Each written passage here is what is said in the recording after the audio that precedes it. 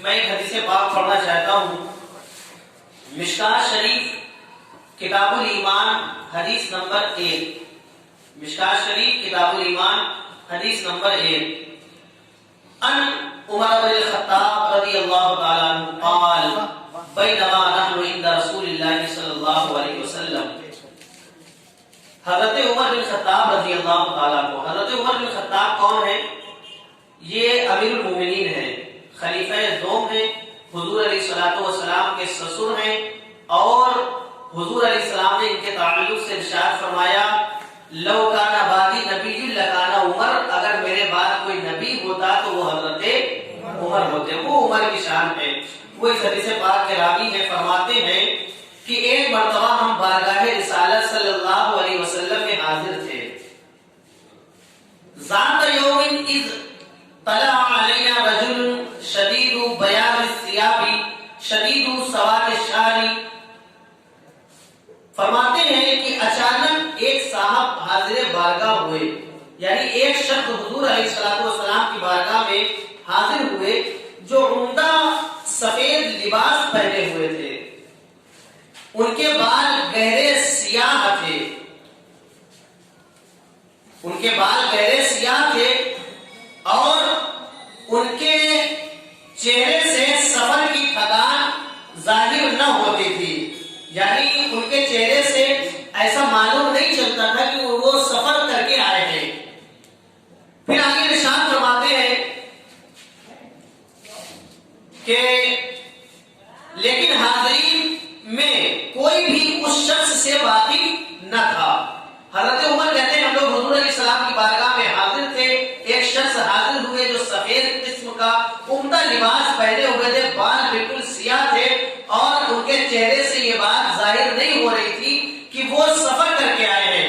اور حیرت کی بات یہ تھی کہ ہم میں سے جتنے لوگ حاضر تھے وہ کسی نے ان کو اس سے پہلے نہیں دیکھا تھا۔ تو وہ آ کر حضور نبی اکرم صلی اللہ علیہ وسلم کے برابر اس طرح بیٹھے کہ آپ کے گھٹنے سے اپنا گھٹنا ملا لیا۔ کس طرح بیٹھے؟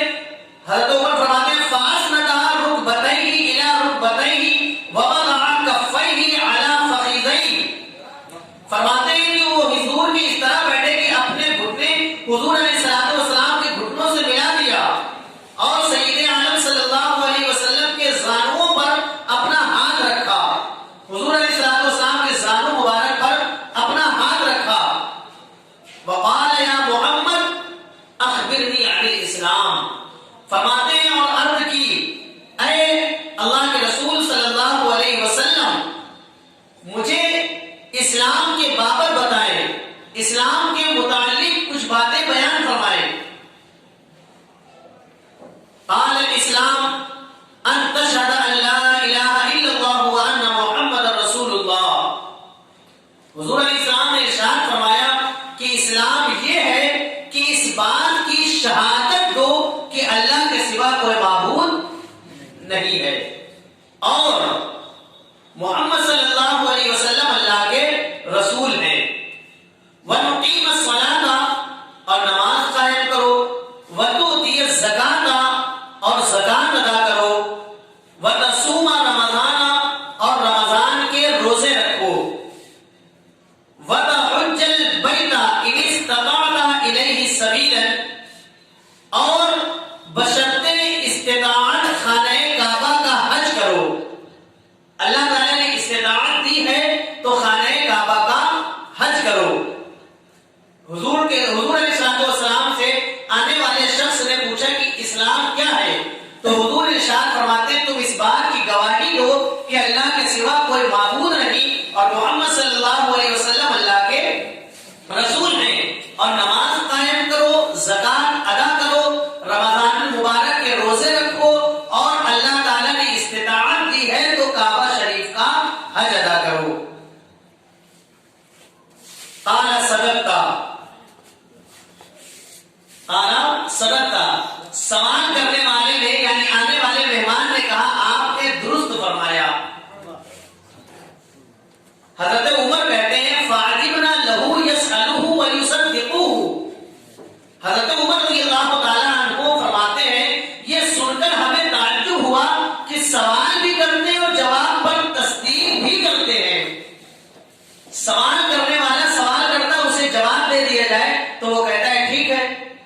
لیکن ہم نے آپ سے کوئی سوال کیا کہ یہ بتائیے کہ رمضان مبارک کے روزے کیا ہیں؟ آپ نے کہا فرض ہیں. تو ہم کہیں گے ٹھیک ہے، اور ہم یہ کہتے ہیں کہ آپ سچ کہہ رہے ہیں، صحیح کہہ رہے ہیں، تو اس کا مطلب یہ ہوتا ہے کہ ہمیں جواب پہلے سے معلوم تھا. تو حضرت عمر کہتے ہیں ہمیں تعجب ہوا کہ خود ہی سوال کر رہے ہیں اور خود ہی جواب پر تصدیق بھی کر رہے ہیں. قال فاخبرنی عن الایمان. حضرت عمر رضی اللہ تعالیٰ عنہ ارشاد فرماتے ہیں کہ پھر آنے والے مہمان نے دوسرا سوال کیا کہ آپ ایمان کے بارے میں بھی بتائیں. حضور علیہ السلام سے ارشاد عرض کی، اے اللہ کے رسول صلی اللہ علیہ وسلم، آپ ایمان کے متعلق بھی بتائیں. قال ان تؤمن بالله وملائكته وكتبه ورسله واليوم الآخر وتؤمن بالقدر خيره وشره.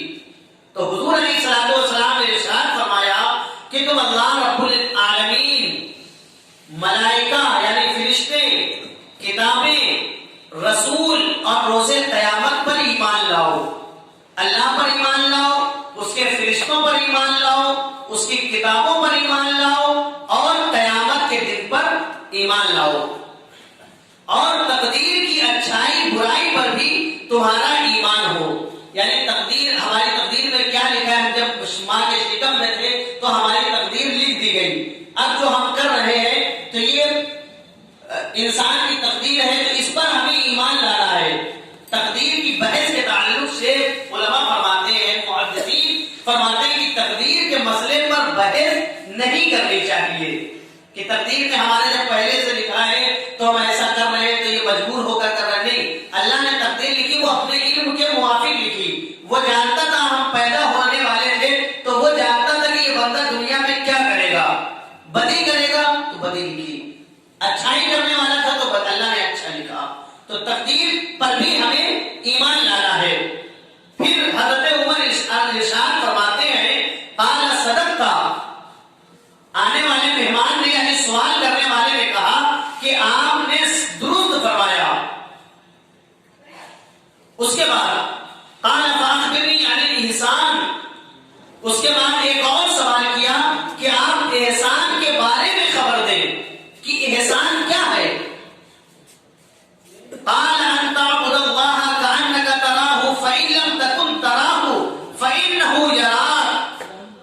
حضور علیہ السلام نے ارشاد فرمایا تم اس انداز سے عبادت گزار ہو. جب سوال کیا کہ احسان کیا ہے تو حضور ارشاد فرماتے تم اس انداز میں اللہ کی عبادت کرو گویا اللہ تعالیٰ کو دیکھ رہے ہو. اس انداز میں عبادت کرو کہ تم اللہ تعالیٰ کو دیکھ رہے ہو. لیکن اگر یہ منزل حاصل نہ ہو، اگر یہ منزل حاصل نہ ہو تو عبادت کا یہ تصور ہو کہ اللہ تم کو دیکھ رہا ہے. ہم نماز پڑھیں، روزہ رکھیں، جو عبادت کریں، تو یہ تصور ہمارے دل میں، ہمارے ذہن میں یہ چیز ہونا چاہیے کہ ہم اللہ تعالیٰ کو دیکھ رہے ہیں. اور یہ تصور، یہ ذہنیت، یہ مقام کب حاصل ہوتا ہے؟ جب بندہ اللہ رب العزت کی رضا کے لیے عبادت کرے، اس کے دل میں کوئی ریا نہ ہو، بندے کے دل میں خشیت الہی ہو، پیارے آقا صلی اللہ علیہ وسلم کی محبت ہو، تو بندے کے دل میں وہ خشیت اور بندہ وہ مقام حاصل کر لیتا ہے کہ اپنے رب کا دیدار کرتا ہے. بہت سے لوگوں نے اللہ تبارک و تعالیٰ کا دیدار کیا. عالم روحانیت جس کو کہہ لیجیے آسانی کے لیے، کہ کسی نے خواب میں، کسی نے ایسے امام اعظم ابو حنیفہ رحمۃ اللہ تعالیٰ علیہ کے متعلق آیا کہ آپ نے 100 مرتبہ اللہ تعالیٰ کا دیدار کیا. تو بندے کے دل میں وہ خشیت، وہ نور پیدا ہونا چاہیے کہ بندہ اللہ سے اس طرح سے لو لگائے، جب کھڑا ہو تو صرف اللہ تعالیٰ کا ہی خیال ہو. حضور ارشاد فرماتے ہیں یہ کیفیت اگر حاصل نہ ہو سکے تو اتنا تو ضرور ہونا چاہیے کہ اللہ تعالیٰ تم کو دیکھ رہا ہے. اس کا مطلب کیا کہ جب آپ کے دل میں یہ خیال ہوگا تو آپ بالکل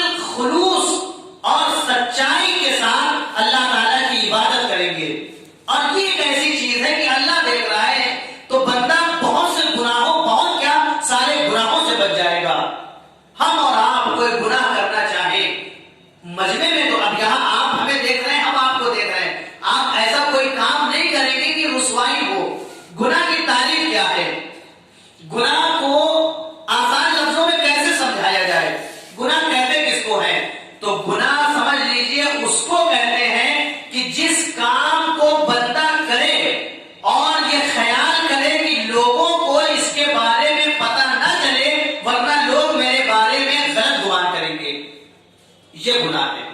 تو مجمع میں بھیڑ میں تو گناہ آدمی نہیں کرتا، لیکن جب تنہائی میں جاتا ہے تو اس سے گناہ سرزد ہو جاتے ہیں۔ لیکن ایک لفظ، ایک الفاظ اگر ہمارے ذہن میں، ہمارے دل میں یہ بیٹھا ہوا ہے کہ اللہ ہمیں دیکھ رہا ہے، تو ہم بند کمرے میں کیا زمین کے اندر بھی چلے جائیں گے تو ہم سے گناہ نہیں ہو سکتا، کیونکہ اللہ تعالیٰ ہمیں دیکھ رہا ہے۔ ایک چھوٹا سا بچہ اپنے باپ کے سامنے سگریٹ مسالہ نہیں کھاتا، اس لیے کیونکہ وہ جانتا ہے کہ اس کا باپ اسے دیکھ رہا ہے۔ باہر کچھ بھی کرے دوستوں کے ساتھ، لیکن گھر والوں کو پتہ نہیں رہتا۔ بہت سے ایسے بھی بچے ہیں، کیوں؟ اگر پتہ چلے گا تو رسوائی ہوگی۔ تو سوچئے، جس اللہ نے ہمیں پیدا کیا، جس رب قدیر نے ہمیں اتنی عزتوں سے نوازا، اگر ہمارے دل میں یہ خیال آ جائے کہ اللہ ہمیں دیکھ رہا ہے، اور حقیقت ہے کہ اللہ تعالیٰ تو دیکھتا ہی ہے، اس کے لیے رات اور دن برابر ہے، اندھیرا اجالا برابر ہے، وہ وقت ہر چیز کو دیکھتا ہے، تو کیا جب ہم گناہ کرتے ہیں تب اللہ تعالیٰ ہمیں نہیں دیکھتا؟ تو بندے کے دل میں یہ کیفیت ہر وقت ہونی چاہیے کہ اللہ تعالیٰ ہمیں دیکھ رہا ہے۔ حضرت عمر رضی اللہ تعالیٰ عنہ فرماتے ہیں، قال فاخبرنی عن الساعہ، حضرت عمر فرماتے ہیں کہ آنے والے مہمان نے پھر سوال کیا کہ اے اللہ کے رسول صلی اللہ تعالیٰ علیہ وسلم، قیامت کے بارے میں بھی بتائیں، قیامت کے بارے میں بتائیں، قیامت کب آئے گی؟ قال ما المسؤول عنها بعلم من السائل، یہ عربی کی عبارت آپ لوگ یاد کر لیجئے گا۔ حضور نے کیا ارشاد فرمایا؟ مل مسئول عنها بعلم من السائل، حضور علیہ السلام نے فرمایا کہ اس کے متعلق مسئول کا علم سائل سے زیادہ نہیں ہے۔ یہ بڑا سوال ہوتا ہے کہ جب حضور سے پوچھا گیا کہ قیامت کب آئے گی، تو حضور نے فرمایا میں نہیں جانتا۔ حضور نے یہ فرمایا میں نہیں جانتا، بلکہ حضور نے کیا فرمایا؟ مل مسئول عنها بعلم من السائل، کہ اس کے متعلق مسئول کا علم، یعنی جس سے سوال کیا جا رہا ہے، اس کا علم سائل یعنی جو سوال کر رہا ہے اس سے زیادہ نہیں ہے۔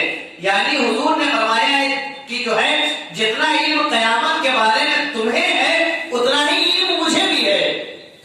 حدیث کے الفاظ پر غور کریں، حضور نے ارشاد فرمایا کہ جتنا علم قیامت کے بارے میں تمہیں ہے اتنا ہی مجھے بھی ہے، یہ نہیں فرمایا کہ میں نہیں جانتا قیامت کب آئے گی۔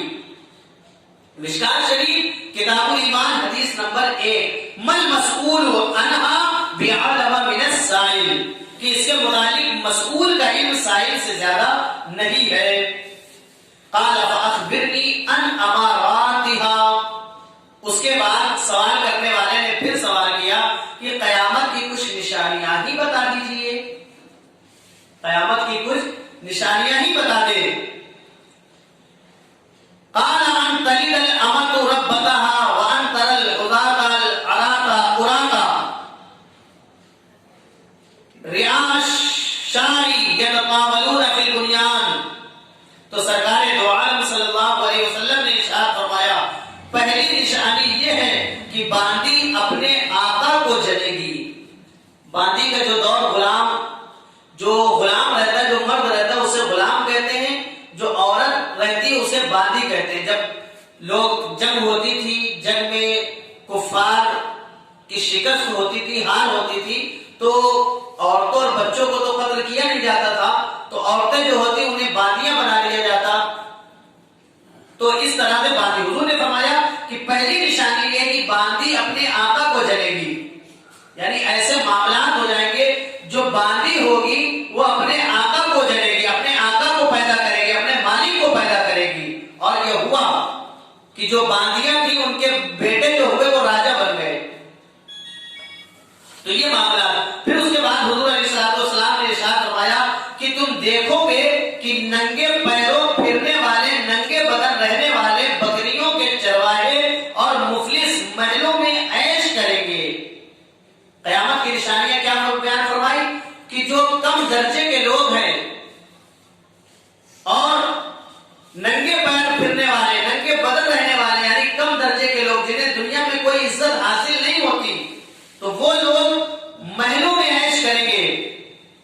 راوی حدیث حضرت عمر رضی اللہ تعالیٰ عنہ فرماتے ہیں سوالات کر کے وہ صاحب تو چلے گئے لیکن میں تھوڑی دیر بیٹھا رہا. حضرت عمر رضی اللہ تعالیٰ عنہ بیان فرماتے ہیں کہ سوال جو کرنے آیا تھا وہ تو چلا گیا لیکن میں حضور علیہ السلام کے پاس بیٹھا رہا. تو جب بیٹھا رہا تو سرور کون و مقام صلی اللہ علیہ وسلم نے ارشاد فرمایا یا عمر اتدری من السائل. حضور علیہ السلام نے ارشاد فرمایا کہ اے عمر جانتے ہو وہ سوالات کرنے والا کون تھا؟ حضور نے ارشاد فرمایا حضرت عمر سے اے عمر آپ جانتے ہیں کہ جو سوال کرنے آیا تھا وہ کون تھا؟ قلت اللہ ورسولہ اعلم. حدیث پاک کے الفاظ قلت اللہ ورسولہ اعلم. حضرت عمر کہتے ہیں اللہ اور اس کا رسول زیادہ جانے. کون عمر؟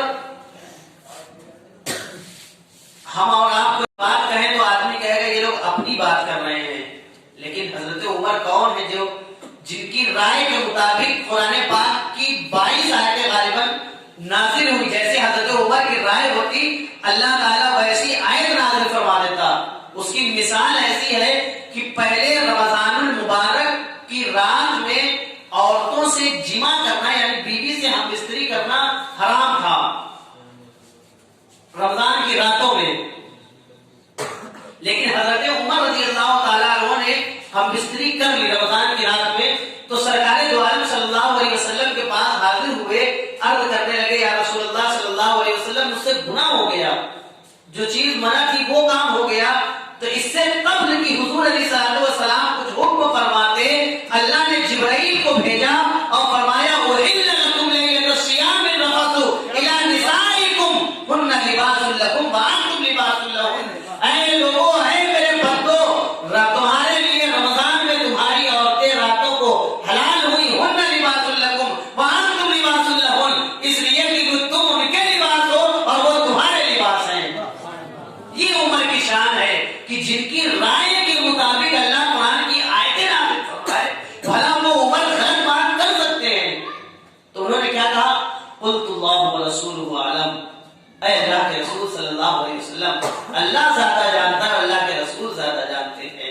اب اگر ہم اور آپ کہیں کہ جو ہو چکا ہے جو ہوگا حضور جانتے ہیں، تیری عطا سے خدایا حضور جانتے ہیں کہ جنگ بدر کا نقشہ حضور جانتے ہیں، تو آج ہم لوگوں پر لوگ اعتراض کریں گے کہ تو تم نے شرک کر دیا.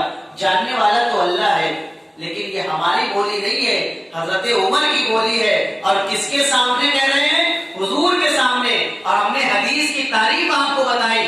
قول فعل تقریر کو حدیث کہتے ہیں، اور تقریر کیا ہے کہ صحابہ کرام حضور کی موجودگی میں کوئی بات کہیں اور حضور علیہ السلام اس سے منع نہ فرمائے، یہ تقریر ہوتی ہے اور اسے بھی حدیث کہتے ہیں. قلت اللہ ورسولہ اعلم. اللہ اس کا رسول زیادہ جانے. اب جب حضرت عمر نے اتنا کہہ دیا تو اللہ کے رسول صلی اللہ علیہ وسلم نے ارشاد فرمایا فَإِنَّهُ جِبْرَائِيلُ أَتَاكُمْ وَيُعَلِّمُكُمْ دِينَكُمْ. اللہ کے رسول صلی اللہ علیہ وسلم نے ارشاد فرمایا وہ جبرائیل امین تھے جو تمہیں دین اسلام کی تعلیم دلانے آئے تھے. رواہ مسلم، اور یہ روایت مسلم میں بھی موجود ہے.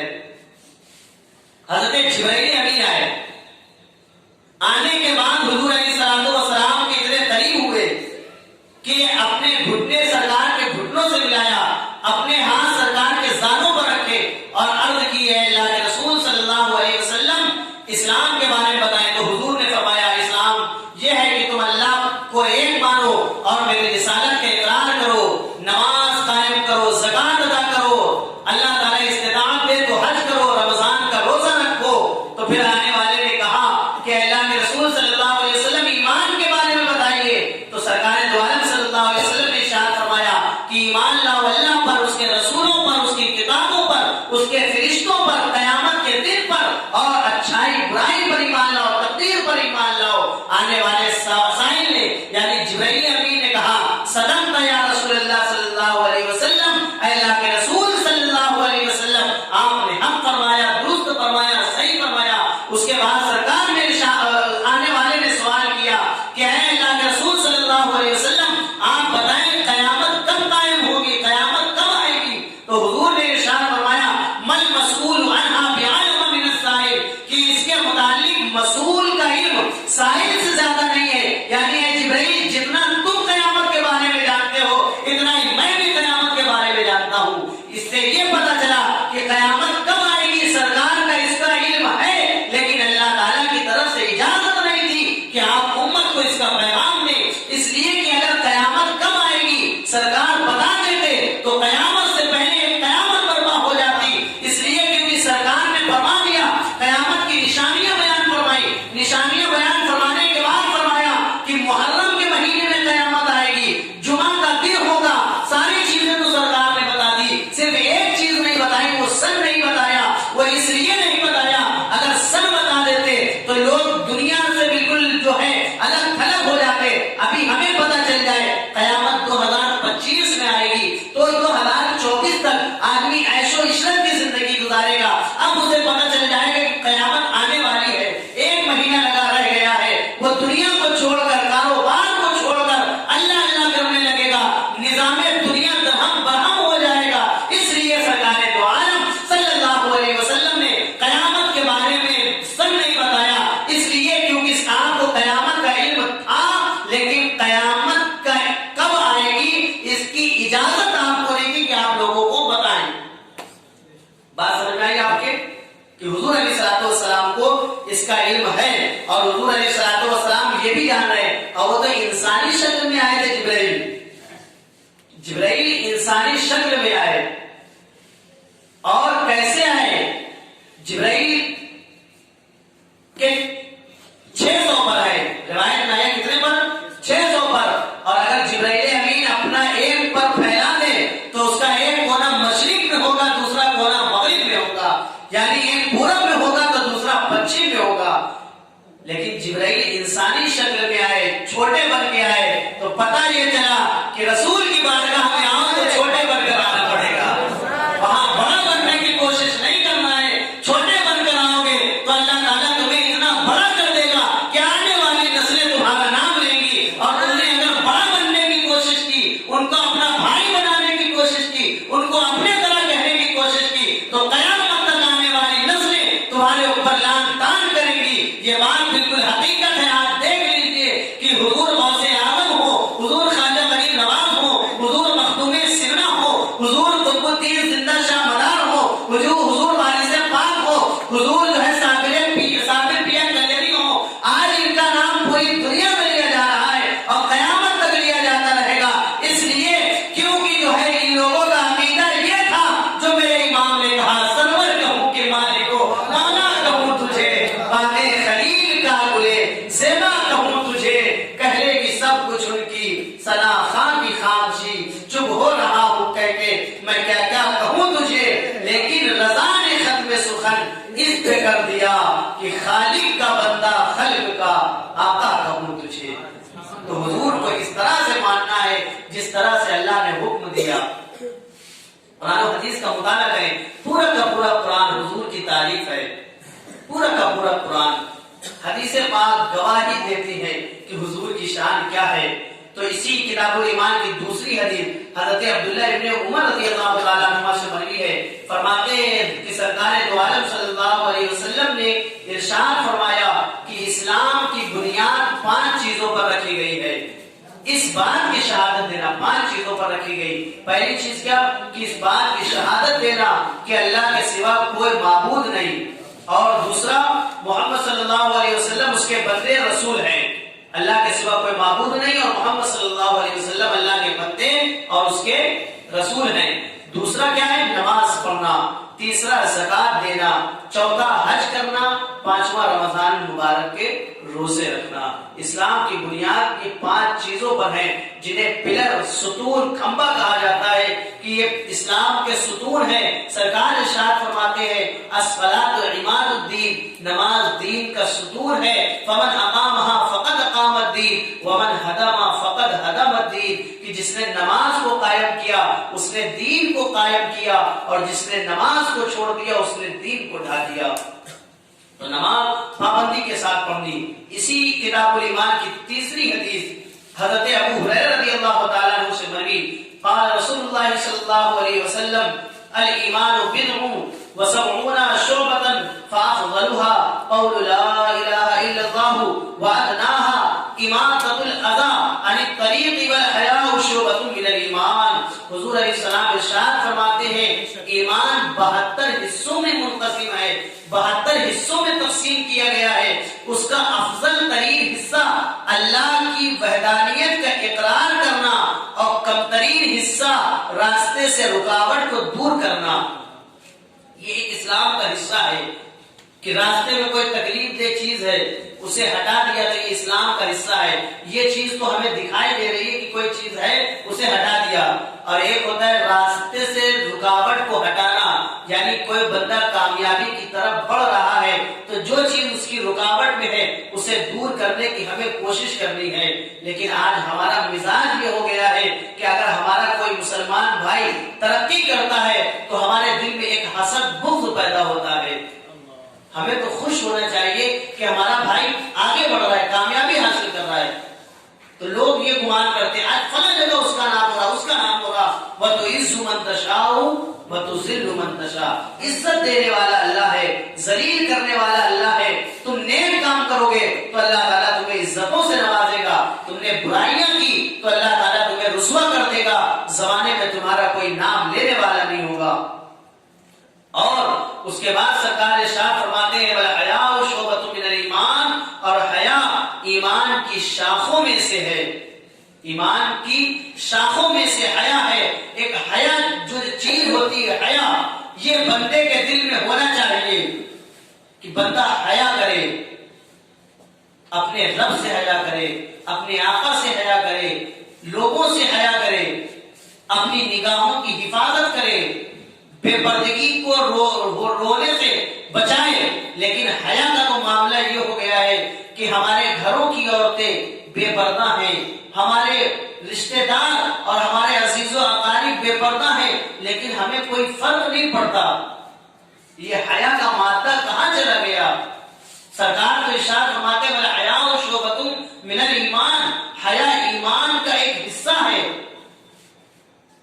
سرکار ارشاد فرماتے ہیں کہ دیوس لفظ دیوس کے متعلق فرمایا کہ دیوس شخص جہنم کی خوشبو بھی نہیں حاصل کر پائے گا، جنت کی خوشبو بھی حاصل نہیں کر پائے گا۔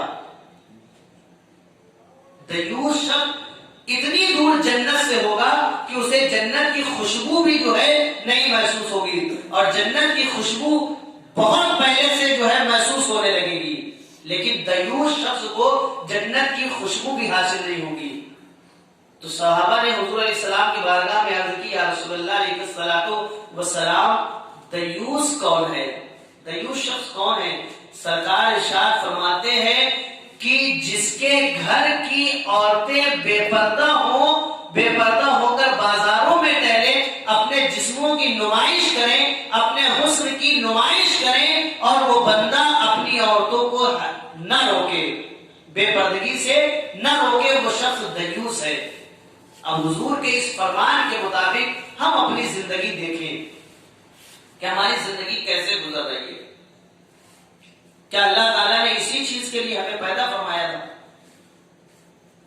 آج ہم دیکھ لیں شادی بیاہ میں کیا ہو رہا ہے، ناچ گانوں کا اتنا رواج کہ گھروں کی بیٹیاں، وہاں پر صرف گھر والے نہیں ہوتے، ایک کڑوا سچ، صرف گھر والے ہی نہیں ہوتے، بلکہ محلے کے لوگ اور بھی رشتے دار غیر محرم مرد ہوتے ہیں، ان کے سامنے ہمارے گھر کی بیٹیاں ناچ رہی ہیں، بہنیں ناچ رہی ہیں، اور غیرت اتنی مر گئی کہ بھائی خود ویڈیو بنا رہا ہے.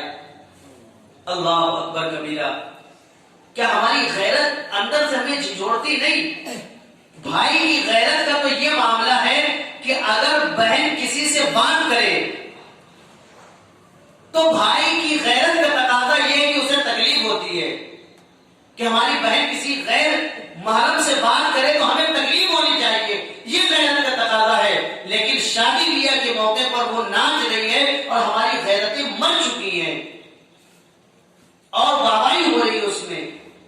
سرکار ارشاد فرماتے ہیں وَالْحَيَاءُ شُعْبَةٌ مِنَ الْإِيمَانِ، اور حیا ایمان کا ایک حصہ ہے. تو آج ہمیں سرکار دو عالم صلی اللہ علیہ وسلم کے طریقے کو اپنانا پڑے گا. حضور علیہ الصلوۃ والسلام نے جس چیز کا حکم دیا اس حکم پر ہمیں عمل کرنا پڑے گا، تب ہماری دنیا کامیاب ہوگی. آج ہم یہ گمان کرتے ہیں کہ آج مسلمان جگہ جگہ رسوائیوں کا سامنا کر رہے ہیں، پریشان ہیں، تو کبھی ہم نے پریشانیوں کا سبب تلاشنے کی کوشش کی کہ آخر یہ پریشانیاں کہاں سے آ رہی ہیں؟ آج ہمارے پاس مال کی کمی نہیں ہے، آج ہمارے پاس تعداد کی کمی نہیں ہے، پھر بھی ہم پریشان ہیں. وہ 313 ہو کر سخروج ہے زمانے میں. آج ہم 55-56 کنٹری جو ملک ہیں وہ صرف مسلمانوں کے ہیں، پھر بھی مسلمان آج جگہ جگہ ذلیل و رسوا ہیں. اس کا سبب کیا ہے؟ کبھی ہم نے سبب تلاشنے کی کوشش کی؟ ایک دوسرے پر الزام لگاتے ان کی وجہ سے ایسا ہو رہا، ان کی وجہ سے ایسا ہو رہا. کبھی ہم نے اپنے دامن کو پکڑ کر دیکھا، اپنے گریبانوں میں جھانک کر دیکھا کہ یہ پریشانیاں کہاں سے آ رہی ہیں، یہ مصیبتیں کہاں سے آ رہی ہیں؟ تو جب ہم اس کا سبب تلاشیں گے تو کمی ہمارے اندر نظر آئے گی. آج ہماری زبانیں شکر سے خالی ہیں.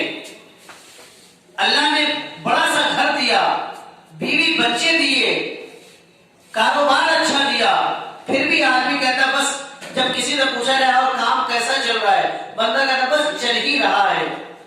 اس سے اچھی توفیق کیا ہوگی کہ اللہ تعالیٰ نے تمہیں صحیح سلامت جسم عطا فرما دیا. اللہ نے جسم عطا فرمایا صحیح سلامت. ان لوگوں کو جا کر دیکھیں جو بیچارے بول نہیں سکتے، جو بیچارے سن نہیں سکتے، اور ان لوگوں کو دیکھیے جو دنیا کو دیکھ نہیں سکتے. اللہ نے ہمیں آنکھ تو دی ہے، اتنی خوبصورت دنیا کو ہم دیکھ تو رہے ہیں.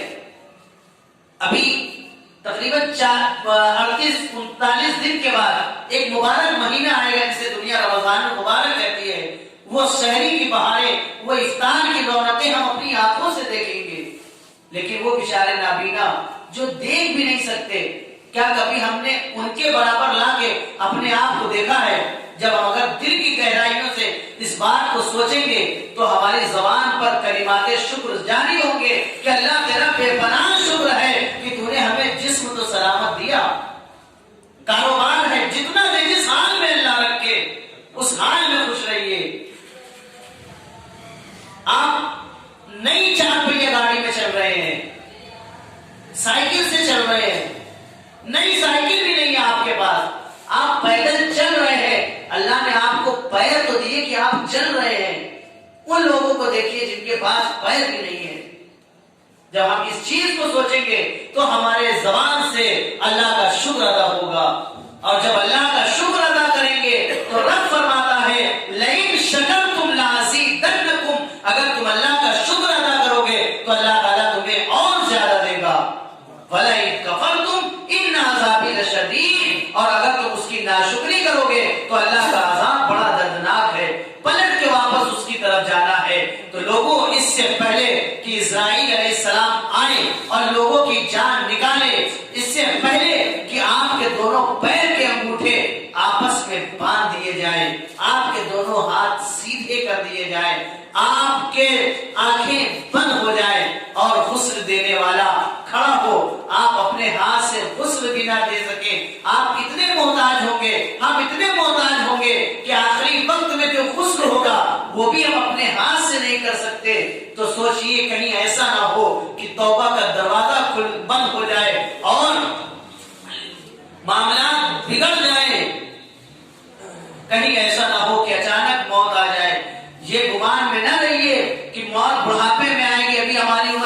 25 سال ہے، ابھی ہمیں 45 سال اور جینا ہے، 40 سال اور جینا ہے، اس گمان میں نہ رہیے۔ کتنی موتیں اچانک ہو گئی، لوگ گھر سے نکلے کاروبار کے لیے، فیکٹری کے لیے، راستے میں ایکسیڈنٹ ہو گیا، اسی وقت انتقال کر گئے، توبہ کی توفیق بھی حاصل نہیں ہوئی۔ کیا ہم نے کبھی اس بات کو سوچا؟ کتنے لوگ، حضرت یعقوب علیہ السلام ہیں، اللہ کے نبی ہیں، حضرت اسرائیل علیہ السلام سے وعدہ لیا، اے اسرائیل تم موت نکالنے جب آنا، جب میری روح نکالنے کے لیے آنا تو اچانک نہ آنا، پہلے سے خبر کر دینا۔ حضرت یعقوب علیہ السلام سے حضرت اسرائیل علیہ السلام نے وعدہ لے لیا کہ ٹھیک ہے میں آپ کو پہلے مطلع کر دوں گا، پہلے خبر کر دوں گا۔ وقت گزرا، گزرنے کے بعد حضرت اسرائیل علیہ السلام آئے، اللہ کے پیغمبر نے پوچھا اے اسرائیل کیسے آنا ہوا؟ کہا آپ کی روح نکالنے کے لیے آیا ہوں۔ فرمایا کہ تم نے تو وعدہ لیا تھا اچانک نہیں آؤں گا، تم اچانک آ گئے۔ حضرت اسرائیل کہتے ہیں اے یعقوب علیہ السلام میں اچانک نہیں آیا، بلکہ میں نے اپنے قاصد پہلے بھیجا۔ کیا آپ کے سامنے ابھی کچھ لوگوں کے انتقال نہیں ہوئے؟ کتنے لوگ آپ کے سامنے سے اس دنیا سے چلے گئے؟ وہ میرا پیغام نہیں تھا تو کیا تھا؟ تو موت کبھی بھی آ سکتی ہے، بڑھاپے میں مرنا ضروری نہیں ہے، جوانی میں بھی موت آ سکتی ہے، اس سے پہلے کہ موت کا فرشتہ آ کر ہماری روح قبض کر لے اور ہمیں کوئی موقع نہ حاصل ہو سکے۔ تو آئیے اپنے رب کی بارگاہ میں پلٹ کر آ جائیے، اللہ کی رحمت آواز دیتی ہے لا تقنطوا من رحمت اللہ، اللہ کی رحمت سے نا امید نہ ہو، ان اللہ یغفر الذنوب جميعا، بے شک اللہ تعالیٰ تمام گناہوں کو معاف فرمانے والا ہے۔ سچے دل سے پلٹ کر اپنے رب کی بارگاہ میں آ جائیے، اللہ آپ کے سارے گناہ معاف کر دے گا، اور صرف گناہ معاف نہیں کرے گا بلکہ ان گناہوں کو نیکیوں میں تبدیل کر دے گا۔ تو پلٹ کر آ جائیے اپنے رب کی بارگاہ میں، اللہ کی بارگاہ میں دعا ہے پروردگار عالم ہم سبوں کو کہنے سننے سے زیادہ عمل کی توفیق و رفیق عطا فرمائے، آمین یا رب العالمین بجاہ سید